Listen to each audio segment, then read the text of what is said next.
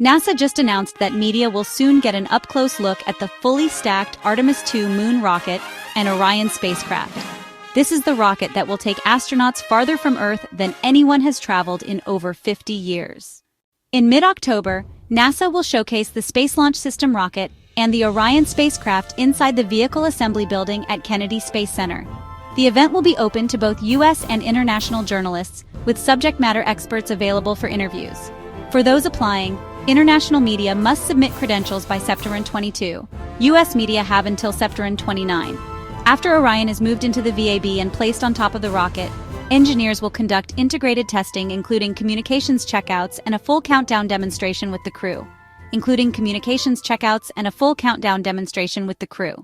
Artemis II will carry a historic crew: Reed Wiseman, Commander; Victor Glover, Pilot; Christina Koch, Mission Specialist; and Jeremy Hansen from the Canadian Space Agency. The mission will last about 10 days, sending the astronauts around the moon and back. The first crewed lunar voyage since Apollo 17 in 1972.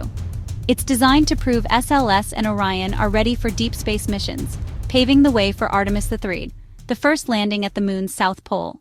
NASA calls Artemis part of a golden age of exploration. Beyond returning to the moon, these missions will help test the technologies needed for the ultimate goal, the first crewed journey to Mars. So in just a few weeks, we'll get to see Artemis II in its full glory before it heads to the launch pad. This isn't just another rocket rollout. It's the beginning of humanity's next chapter in deep space exploration. What excites you most? The lunar flyby or the eventual Mars missions? Let me know in the comments, and don't forget to subscribe for more space updates.